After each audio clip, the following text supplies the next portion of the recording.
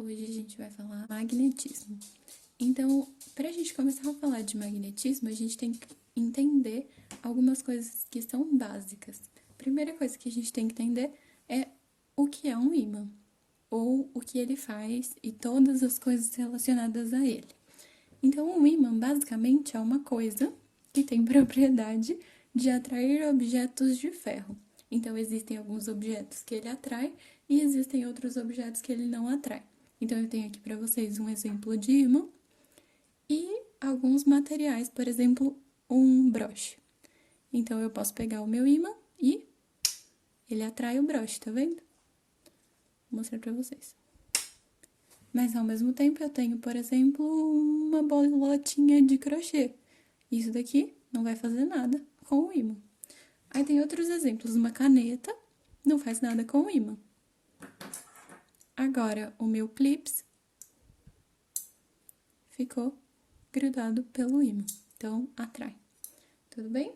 Foi assim, testando, sem querer, obviamente, que foi descoberto esse material chamado magnetita, que foi conta a lenda, né? Que esse foi o primeiro material magnético que foi reconhecido, né? Diríamos descoberto.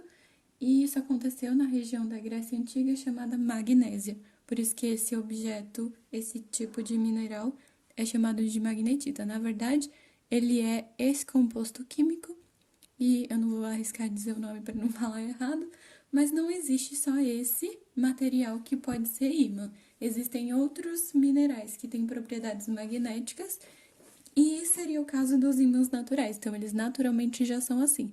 Mas também existe a opção de o homem fazer o material se tornar magnético. Isso são os chamados ímãs artificiais. Diferente do que acontecia lá na elétrica, que a gente tinha uma carguinha só positiva ou uma carguinha só negativa, no caso de um ímã, ele tem os dois polos nele mesmo. Então, não confundam esse meu ímã com esse tipo de ímã aqui, porque no meu, o polo não tá nas pontas. Nas pontas não vai acontecer nada. O polo do meu ímã tá nessa partinha do lado aqui dele. Então, se eu virar, é que não vai dar pra vocês sentirem, né? Mas aqui, ó, eu posso empurrar o quanto eu quiser e eles não encostam um no outro. Mas se eu dou uma viradinha, eles grudam fácil. Por quê?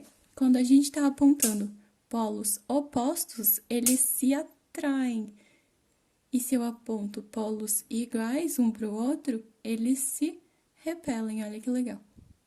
Então, é exatamente isso que eu representei pra vocês aqui. Isso serve também para fazer mágica, por exemplo. Olha que interessante.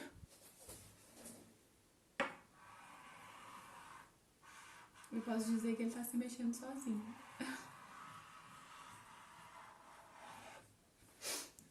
Legal, né?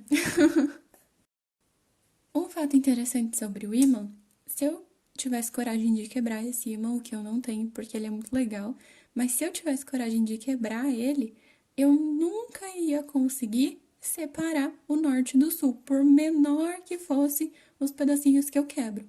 Então, sempre que a gente divide um ímã em duas partes, a parte que seria só norte não vai ficar só norte, vai surgir um sul junto com ela, e ele vai continuar tendo os dois polos nele mesmo. E a parte que seria só sul, vai surgir um norte. Então, eles continuam sendo os dois polos no ímã. Nunca, nunca, nunca, nunca posso dividir isso 1 milhão de vezes. Nunca vou conseguir ter um polo separado, porque não existem monopolos magnéticos. Eles vêm sempre juntos. E por que esses dois polos chamam-se norte e sul, e não positivo e negativo igual era lá na elétrica?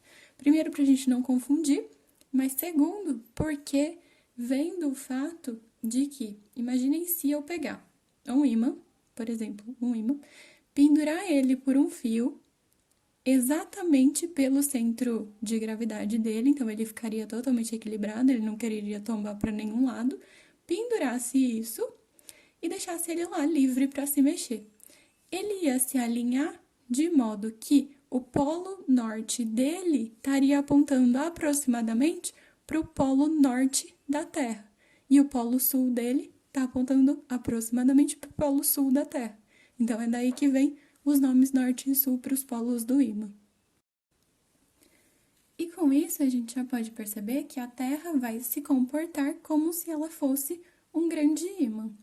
Só que o eixo que separa o norte geográfico do sul geográfico não é exatamente o eixo do norte e do sul magnético. Eles têm uma diferença de aproximadamente 11 graus e meio. E além disso, o norte geográfico vai corresponder ao sul magnético. Então eles estão invertidos.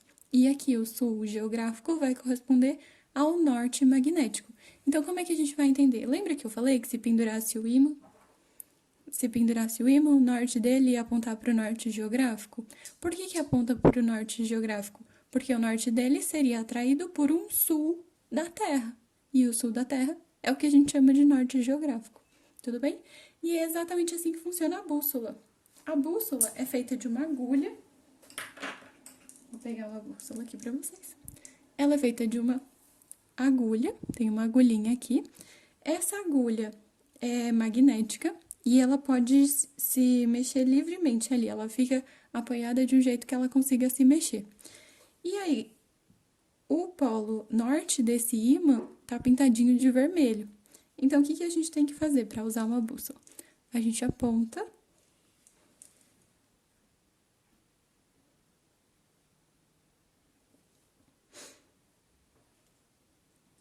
e tenta alinhar o vermelhinho com o lugar onde está escrito norte. Vou virando bem devagarzinho. Só que esse norte que a bússola vai apontar é o norte magnético, não é o norte aqui verdadeiro, quer dizer o geográfico. Percebam que tem uma diferencinha entre os dois. E essa diferencinha vai depender do lugar onde a gente está. Então, essa minha bússola já tem mais ou menos a diferença. Se vocês conseguirem... Vamos ver se vocês conseguem ver a diferença, ó. Cadê? Não sei se vocês conseguem enxergar, mas é mais ou menos uns 20 graus entre o magnético e o verdadeiro. Isso é chamado de declinação magnética, depende do lugar da Terra onde você está. Tudo bem? Então, já entendemos isso. E qual vai ser outra utilidade para as nossas bússolas aqui? Então, imaginem que perto dessa bússola, vamos fazer o experimento aqui. Vou colocar ela para cá no meio do escrito. Perto dessa bússola, eu pego, ó, vou esperar ele parar. Ele tá apontando pro norte da Terra, não tem nada influenciando ele aí, daqui a pouquinho ele para. Ele demora um pouquinho porque, lembra, ela tá livre para se mexer. Agora eu vou pegar o nosso ímã, lembram dele? E vou aproximar da bússola. Olha o que acontece. Vamos virar, ó. O que está acontecendo agora? Como esse ímã está muito mais próximo da bússola, comparado com o campo magnético que está agindo dele sobre a bússola, é muito maior do que o campo magnético da Terra. Então, ele vai influenciar no movimento dessa agulha, porque a agulha vai querer se orientar de acordo com o ímã. Percebam que se eu dou uma viradinha aqui nele, ó, tem hora que é norte e tem hora que é sul. E daí ele vai tentando se adequar. Aqui o ímã também não para muito bem, então fica um pouco difícil. Mas a gente também poderia combinar os dois ímãs e ver o que acontece. Dependendo do que a gente fizer com eles, a agulha vai ficar de um jeito diferente. Porque quando eu tenho os dois ímãs, vai ter o campo magnético de cada um deles agindo sobre a agulha. E a agulha vai se orientar de acordo com o campo magnético resultante desses dois, por exemplo. Mas poderia ter um monte. Ou poderia ser que o campo magnético desse fosse comparado com o da Terra. E daí o que a agulha sente é a resultante entre o desse e o da Terra. Então, ó, resultante, vocês já sabem que vão ter que usar vetores, soma de vetores aqui, para achar o campo resultante. Seguindo essa ideia, só que com um ímã mais simples do que o que eu tô mostrando para vocês. Então, vamos imaginar um ímã que é só uma barra mesmo. Aqui é o polo norte dele, aqui é o polo sul dele. Eu coloquei várias bússolas aqui em volta desse ímã para ver o que que elas marcam. E basicamente o que que vai acontecer? Então, para seguir o nosso padrão, eu vou desenhar o norte sempre vermelho e o sul sempre azul, tá? Então, o que que vai acontecer? Se eu coloco a bússola aqui, o norte dela tá apontando para cá e aliás, o sul dela tá apontando para cá e o norte para lá. Aí eu ponho uma outra bússola aqui, ela tá meio tortinha assim na diagonal, com o norte para cá e o sul para lá. Aqui ela tá bem na horizontal, paralela ao ímã, só que o norte tá ao contrário do sul. Em comparado com o norte e o sul estão ao contrário do ímã, comparado aqui com o outro. E aí vai, eu coloquei várias bússolas e elas se comportam desse jeito. Se eu tivesse colocado elas um pouquinho mais longe, elas se comportariam exatamente seguindo o mesmo padrão. E por que que isso acontece? Porque elas vão se alinhar com o campo magnético nesses pontos. E como é o campo magnético de um ímã? Em forma de barra. Ele sai do norte e entra no sul. Isso que eu desenhei em cor de rosinha são as linhas de indução. Então, lembram, igual tinha as linhas de força lá no campo magnético e no campo elétrico? Volta. Lembra que tinha as linhas de força lá no campo elétrico? E daí a gente escolheu um ponto na linha e o campo elétrico era tangente a ela. Aqui vai ser o mesmo raciocínio. A gente tem as linhas de indução e aí se eu escolher, por exemplo, esse ponto aqui, o campo magnético vai ser um vetor tangente à linha de indução nesse ponto. Então, ele vai estar para lá. Aqui ele vai estar para cá, aqui ele vai estar tortinho, aqui ele vai estar para cá. Então, ela sempre sai do norte e entra no sul. Sai do norte e entra no sul. Infinito. Se a gente tivesse aqui limalha de ferro, por exemplo, daria para fazer um experimento bem legal com o meu ímã. Ou com qualquer ímã. Eu poderia colocar ele aqui embaixo da folha. Aí eu jogaria a limalha de ferro aqui em cima. Se eu tivesse um ímã em forma de barra, ele formaria exatamente esse padrão que está desenhadinho aqui. Então, com a limalha de ferro, ele ia se alinhar bonitinho com as linhas de campo magnético. É um jeito de visualizar ele, aliás. Se vocês procurarem aí no YouTube, vocês vão achar vários experimentos legais sobre isso. Outra coisa que vocês precisam saber sobre campo magnético, que na verdade vocês já sabem, que vocês decoraram todas as unidades do Sistema Internacional, mas vamos lembrar, campo magnético é medido em Tesla. Mas Tesla é a unidade do Sistema Internacional, isso não quer dizer que ela é a única.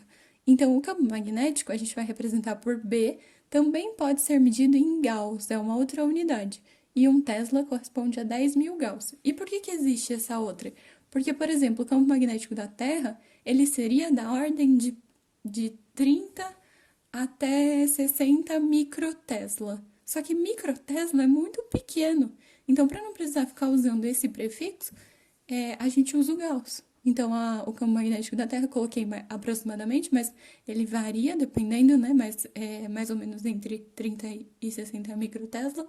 Então, entre 0,3 e 0,6 Gauss. Aí, eu coloquei aproximadamente 0,5 ou 0,4. Eu só fiz uma aproximação para vocês terem ideia da ordem de grandeza.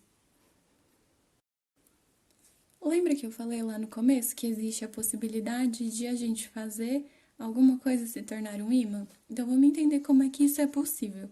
Então, imaginem que isso daqui é uma barra de ferro, e uma barra de ferro a gente pode imaginar que é composta por ímãs elementares.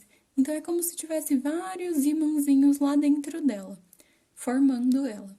Só que como ela é só uma barra de ferro normal, esses ímãs estão cada um para um lado. Então, é um negócio bem desordenado. Então, cada um aponta para onde ele tá afim. Só que, se a gente pega um ímã externo, um outro ímã que não tem nada a ver com essa barra de ferro, e aproxima dela, o campo magnético desse ímã, que sairia aqui do norte, lembra? Então, ele estaria fazendo coisas mais ou menos assim por aqui, e entrando no sul, ele vai influenciar aqueles ímãs elementares que estavam ali desordenados e vai fazer com que eles fiquem ordenados. E estando esses ímãs elementares ordenados, essa barra de ferro se torna um ímã. O lado de cá seria o polo norte dela e aqui seria o polo sul. E nessa situação a gente vai ter duas opções que podem acontecer em seguida. Pode ser que quando a gente afaste o ímã, a barra se desmagnetiza, então eles voltam a ficar bagunçadinhos assim, igual eles estavam antes. E a gente chama isso de imantação temporária, porque você tirou o ímã e ele voltou a ficar uma barra de ferro normal. Ou existe a opção de você tirar o ímã e os ímãs elementares continuarem ordenados. Então, quer dizer que aconteceu uma imantação permanente dessa barra de ferro.